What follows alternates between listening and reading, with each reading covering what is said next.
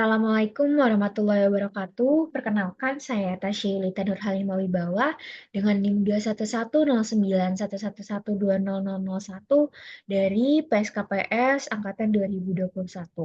Pada kesempatan kali ini, saya akan menjelaskan materi tentang anatomi permukaan. Jadi untuk anatomi permukaan sendiri itu dia merupakan bisa dikenal sebagai anatomi topografi, yaitu cabang anatomi yang mempelajari tentang bentuk dan juga fitur eksternal tubuh serta hubungannya dengan struktur internal yang mendasarinya.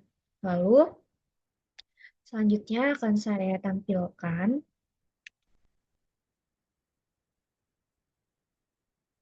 Baik.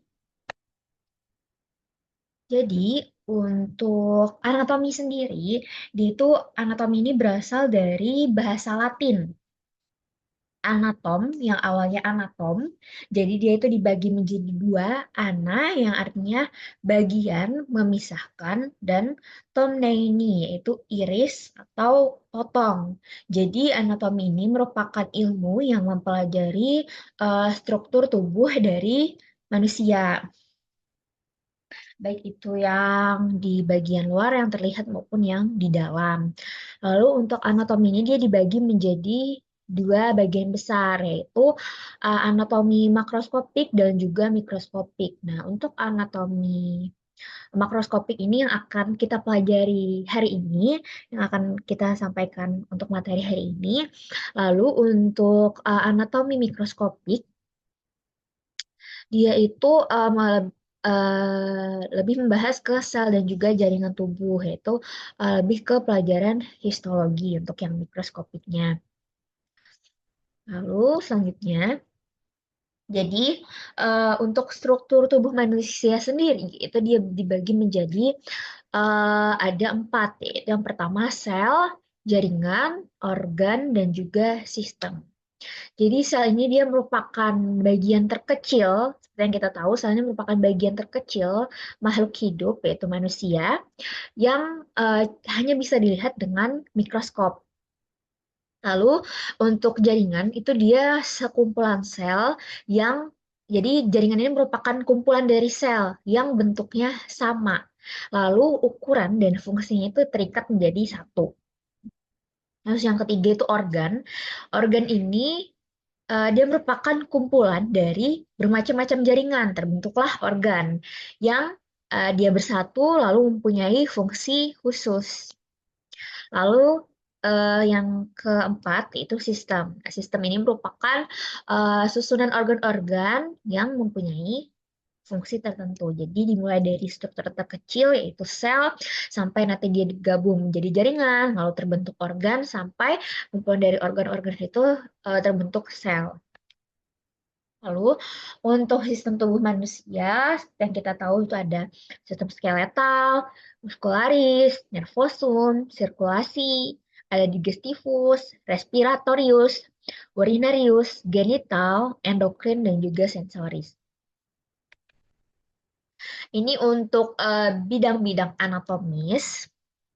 Yang pertama itu dibagi menjadi median atau sagittal, terus secara horizontal atau transversal, lalu frontal dan juga koronal. Yang pertama itu bidang median. Bidang median ini dia merupakan eh, garis hayal, ini merupakan dia garis hayal yang membagi tubuh itu secara simetris, separuh kanan dan juga kiri. Itu bidang medial.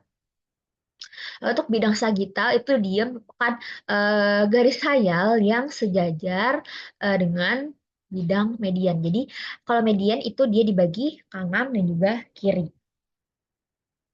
Lalu selanjutnya yaitu bidang frontal. Jadi kalau bidang frontal itu merupakan garis hayal yang tegak lurus dengan bidang medial dan jadi dia tegak lurus dengan bidang medial, lalu dia membagi tubuh itu menjadi dua bagian, yaitu depan dan juga belakang. Itu untuk frontal, depan dan belakang. Terus untuk bidang koronal itu merupakan bidang frontal yang hanya khusus di daerah kepala.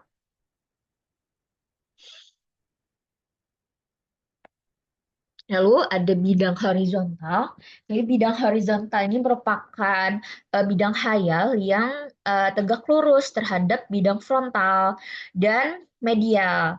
Lalu dia itu membagi tubuh itu menjadi dua bagian, yaitu atas dan bawah. Jadi dia eh, apa? Tadi tegak lurus dengan bidang frontal dan medial, lalu membagi bagian tubuh itu terbagi jadi atas dan juga bawah.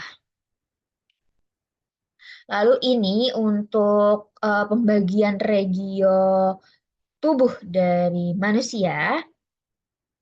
Yang pertama, pembagian regio tubuh dari manusia itu ada regio capitis, regio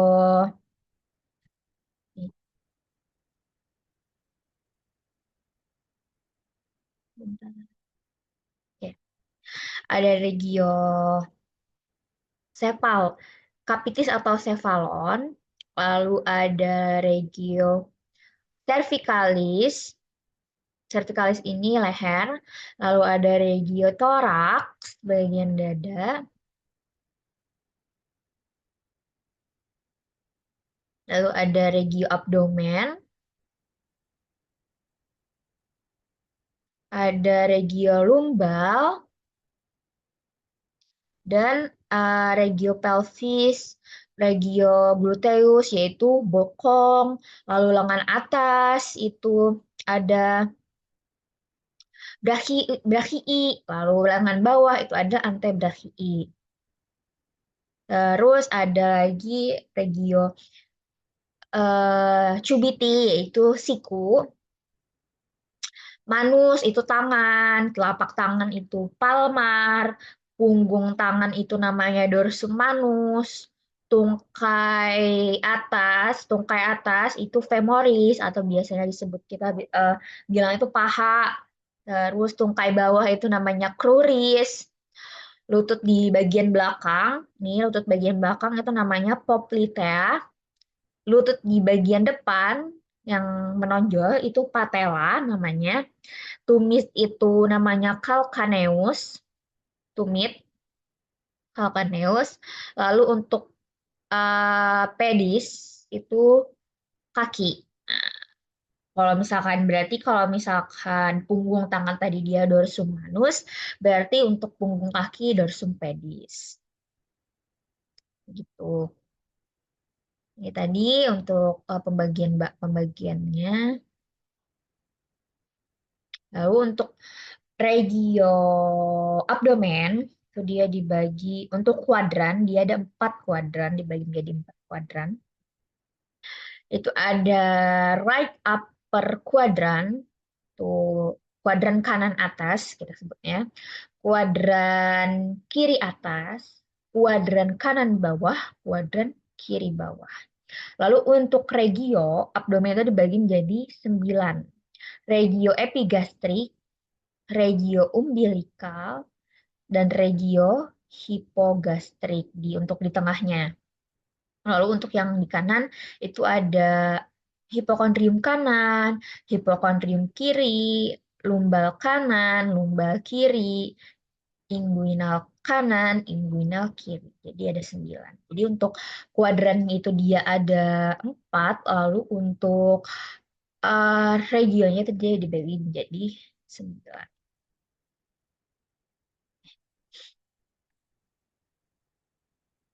Lalu ini untuk bagian-bagian yang terletak di abdomen. Jadi ada liver, lalu ada gallbladder, ada spleen di bagian lumbal kiri ada spleen, dan di bagian hipokondrium kiri ada spleen. Terus ada usus kecil, usus halus, ada usus besar, terus ada appendix, appendix ini di inguinal kanan, terus ada urinary bladder juga. Next, ini untuk garis garis imaginer regio thorax. Jadi untuk garis imajiner regiotoraks itu ada 5. Yang pertama itu di nomor 1, ini kita lihat nomor 1, itu ada linea axillaris anterior. Bagian depan, linea axillaris anterior, ini sejajar dengan bagian aksila. Terus yang kedua itu linea medioclavicularis. Linea medioclavicularis. Terus yang ketiga itu ada linea parasternalis. Terus yang keempat, linea sternalis. Jadi 3 tadi parasternal, 4 sternalis. Terus yang kelima itu linea mediana anterior. Pas di tengahnya. Itu untuk di bagian anterior. Bagian posteriornya sama gitu. Nomor 1 itu linea axillaris posterior, nomor 2 linea scapularis, terus linea karena dia berbatasan dengan scapula, terus yang ketiga itu linea paravertebralis, dan yang keempat di bagian tengah-tengah itu linea mediana posterior. Ini untuk definisi-definisinya. Jadi linea midsternal di linea midsternal itu dia merupakan garis yang melewati titik tengah dari sternum. Linea mid clavicula namanya juga mid, berarti dia melewati titik tengah dari clavicula. Lalu untuk linea parasternal itu dia yang melewati tepi dari sternum, baru tepinya. Lalu linea axillaris anterior itu merupakan garis yang terletak di sisi anterior lipat dari aksila yang dibentuk oleh tepi lateral musculus pectoralis major. Terus ada linea mid axillaris, itu garis yang terletak di tengah regio aksila. Dia berjalan paralel dengan linea axillaris anterior. Terus yang keenam ada linea axillaris posterior, itu merupakan garis yang terletak di sisi posterior lipat aksila yang dibentuk oleh tepi lateral musculus latissimus dorsi. Lalu ada linea scapularis, yaitu garis yang melalui angulus inferior scapula. Next, ini merupakan garis-garis imaginer regio abdomen. Yang pertama itu ada garis Monroe. Garis Monroe ini dia merupakan garis imajiner yang menghubungkan antara spina iliaca anterior dengan umbilikus. Itu disebutnya garis Monroe. Jadi, lalu ada namanya juga garis Lanz. Garis Lanz ini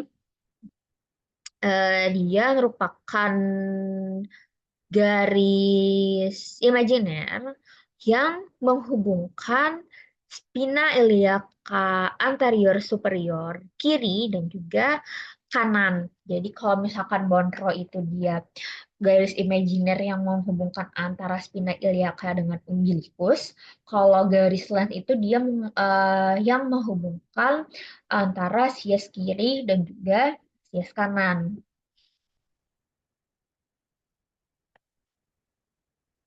Lalu untuk proyeksi organ pada permukaan tubuh, gunanya untuk proyeksi organ ini berguna untuk pemeriksaan fisik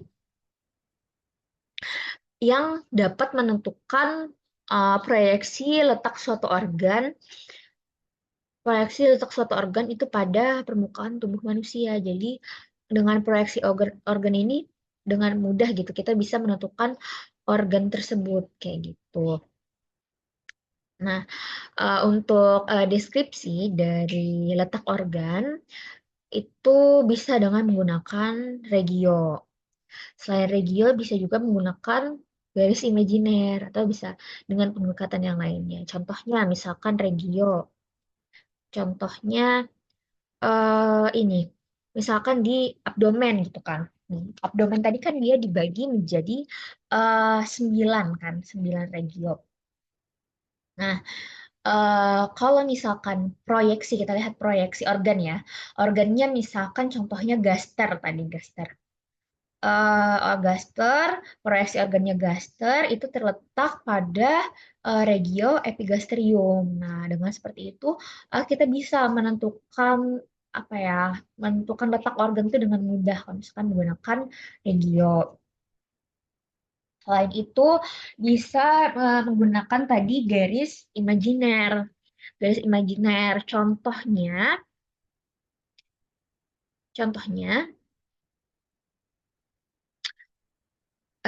tadi apeks jantung. Apeks jantung di spasium intercostalis 4 terletak di garis imajiner di linea midclavicularis sinistra. Jadi kita udah tahu letak dari apeks jantung itu di sejajar dengan garis imajiner linea midclavicularis sinistra. Kayak gitu. Untuk pemeriksaan fisiknya juga lebih gampang. Misalkan kita udah tahu letak dari regionnya, terus garis imajinernya sejajar dengan apa. Next, itu ada proyeksi viscera torakis pada dinding toraks. Yang pertama itu ada pulmo. Pulma itu apeksnya masuk ke rongga leher. 2,5 cm di atas sepertiga tengah klavikula. Jadi kita udah bisa menentukan dari letak apeks dari pulmo.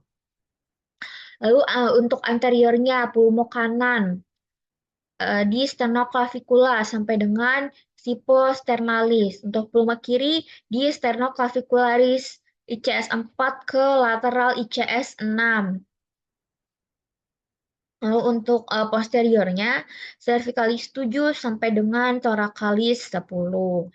Inferiornya itu untuk posisi statis, menyilang Costa 6, Costa 8, linea mid axillaris, dan Costa 10. Jadi dari situ kita bisa menentukan apexnya di sini, anteriornya di bagian mana, posteriornya di mana, inferiornya di mana. Lalu next, ini tadi untuk letak-letak misalkan untuk menentukan letak dari pulmo.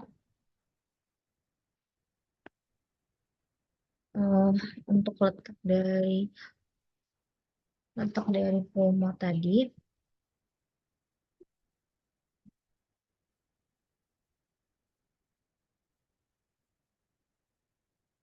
Jadi misalkan apexnya masuk ke longga leher. Sini, gitu.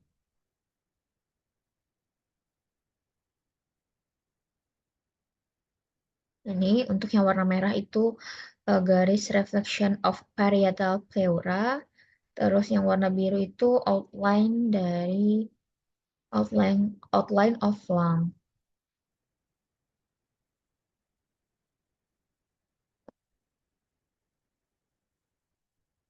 Lalu untuk jantung, batas jantung dulu yang pertama itu ada bagian apex. Bagian apex itu dia ICS 5, 9 cm dari linea midsternalis. Kita harus cari tahu dulu linea midsternalis di mana.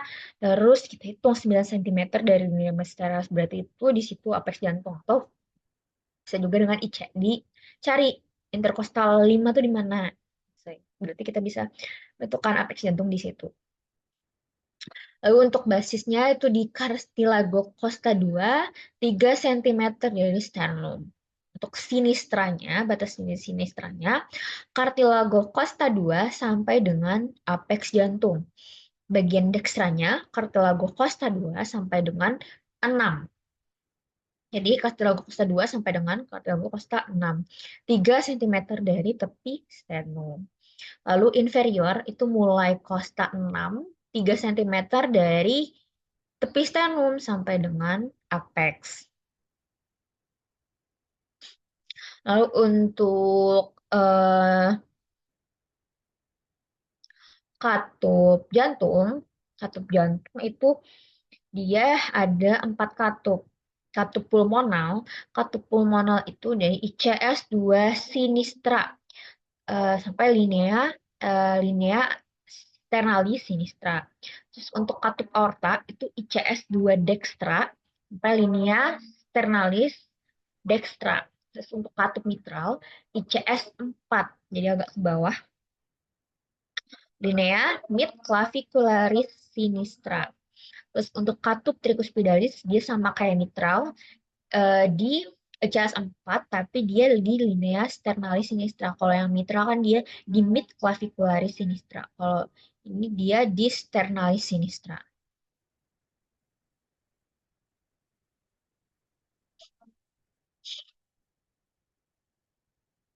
Nah, ini tadi untuk proyeksi organ jantung yang di bagian bagian ini katup aorta. Terus kan tadi katup aorta itu di linea sternalis dextra nih di ICS 2 kan, ICS 2 dextra. Terus untuk katup pulmonal dia di sini. Katup pulmonal dia sejajar sama ini ICS 2 sinistra tapi di bagian sinistra itu di linea sternalis sinistra. Terus katup mitral itu di linea mid clavicularis sinistra di chest. Untuk tricuspid itu di ICS 4 juga sama-sama mereka sama-sama di sinistra itu di linea sternalis, jadi di bagian sternum, linea sternalis sinistra tuh. Jadi untuk katup-katup dari jantung. Jadi untuk aorta sama pulmonal dia sama-sama ICS 2, tapi yang satu di dextra dan sinistra, terus tricuspid sama mitral, itu dia sama-sama di ICS 4, tapi yang satunya di bagian sternum, satunya di mid clavicle. Next, itu ada proyeksi viscera abdomis pada dinding abdomen. Jadi untuk pangkal appendix diproyeksikan tuh pada titik McBurney, yaitu di titik yang terletak di batas antara sepertiga lateral dan juga sepertiga garis Monroe. Jadi, titik McBurney itu sepertiga lateral dan sepertiga garis Monroe. Berarti di situ pangkal appendixnya. Biasanya untuk McBurney ini, kalau misalkan ini ada misalkan nyeri, kalau misalkan ditekan itu ada appendix kemungkinan. Lalu untuk ujung appendix itu ke sekum diproyeksikan pada titik kelas, yaitu titik yang terletak di batas antara sepertiga lateral dan sepertiga tengah lans. Sepertiga tengah garis lans. Jadi untuk pangkal appendix itu bisa diproyeksikan di titik McBurney. Kalau misalkan ujung dari appendix itu uh, ujung dari appendix itu bisa kita lihat dari titik lansnya. Next. Ini vesicavea itu diproyeksikan pada sudut perpotongan antara musculus rectus abdominis dan arcus costarum. Dan linian itu diproyeksikan setinggi costa ke 9 sampai dengan sebelah sisi sebelah kiri. Sebelah sinistra. Untuk terminologi anatomi, istilah-istilah anatomi itu banyak sebenarnya. Jadi untuk posisi posisi anatomi posisi anatomi manusia itu yang benar, posisi anatominya itu posisi itu badan berdiri tegak, pandangannya itu dia lurus ke depan, tangan sama kaki itu dia dilipat dan telapak tangan itu menghadap ke arah depan seperti ini. Terus arah ibu jari itu menjauhi garis tengah tubuh. Jadi kayak karena dia menghadap ke apa sih telapak tangan, jadi ibu jari itu menjauhi dari garis tengah tubuh, bukan kayak gini. Kalau kayak gini kan mendekati garis tengah tubuh, jadi itu menjauhi garis tengah tubuh. Tuh posisi anatomi. Badan tegak, pandangan lurus, tangan kaki dirapatkan, telapak tangannya menghadap arah depan, jadi ibu jarinya menjauhi dari garis tengah tubuh. Lalu untuk istilah-istilah umum anatomi, yang istilah umum anatomi itu ada bagian superior, super, berarti dia di atas, inferior di bawah, jadi superior berpasangan superior atas, inferior bawah. Anterior di bagian depan, posterior di bagian belakang. Super, infer, anter, poster, depan, dan juga belakang. Terus ada internal, eksternal, internal dalam, eksternal luar. Dextra, kanan, sinistra, kiri. Lalu ada lateral, lateral itu dia di samping. Lateral itu dia kayak di ujung, gitu, samping, ujung. Medial itu dia di tengah, di bagian tengah. Terus ada sentral. Ini kalau sentral udah tahu sih itu sentral pusat. Perifer. Perifer itu dia di tepi. Kalau misalkan profunda itu dia di bagian dalam. Profunda perifer, tepi, profunda dalam. Terus kalau superficial, superficial itu dari permukaannya aja, permukaan. Terus ada lagi ascendant dan juga descendant. Ini ada juga kranial untuk kepala, caudal untuk ekor, terus ventral itu bagian depan, dorsal itu belakang atau punggung. Terus transversal itu dia melintang, longitudinal itu dia membujur, proximal itu dekat sumbu, distal itu jauh dari sumbu. Terus ada apex, apikal, puncak, basal itu dasar, frontal itu depan, oksipital itu belakang. Dan masih banyak lagi terminologi anatomi yang lain. Ini untuk fleksi, jadi eh, fleksi itu dia berpasangan dengan ekstensi. Jadi fleksi, fleksi itu membengkokkan, melipat sendi seperti ini. Lalu ekstensi itu dia meluruskan. Fleksi, ekstensi, fleksi, ekstensi. Terus, nah, fleksi, ekstensi, ekstensi ini sebelah dekstra. Lalu abduksi, abduksi itu dia ini misalkan nih tangan lurus kayak gini, terus dia melakukan gerakan abduksi. Abduksi berarti dia menjauhi dari sumbu badan nih kan, ya, menjauhi kayak gini itu namanya abduksi. Kalau pasangannya adduksi itu dia berarti mendekati sumbu badan. Jadi kayak gini, balik lagi mendekati itu namanya adduksi. ADD, adduksi. Jadi abduksi menjauhi sumbu badan, adduksi mendekati sumbu badan. Tuh. Kalau rotasi mungkin kita udah tahu yaitu rotasi itu memutar. Lalu untuk pronasi itu dia menelungkup, menelungkup badannya. Lalu supinasi itu dia menengadah. Jadi kadang ada posisi-posisi gerakan, ada pronasi, menggunakan gerakan pronasi, supinasi. Berarti kalau pronasi itu dia menelungkup, supinasi itu dia menengadah. Lalu ini tadi untuk gambaran dari fleksi dan juga ekstensi. Jadi kalau fleksi tadi kan dia melipat gitu, apa, membengkokkan atau melipat sendi, baik itu bisa di bagian tangan, kaki, kayak gitu. Lalu ada ini sama fleksi dan juga ekstensi. Ekstensi tadi kan meluruskan. Terus ada abduksi. Ini kalau kayak gini namanya abduksi, menjauhi sumber tubuh. Kalau dia mendekatkan lagi berarti itu adduksi. Rotasi sama memutar, apa? Memutar sendi. Terus ada pronasi. Ini pronasi menelungkup, supinasi menengadah. Ini elevasi sama depresi. Tadi nggak ada dijelaskan. Elevasi, naikkan, depresi, menurunkan.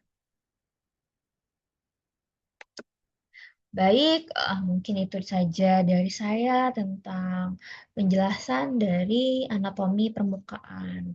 Mungkin masih kurang lengkap, salah kurangnya juga mohon dimaafkan. Sekian, wassalamualaikum warahmatullahi wabarakatuh.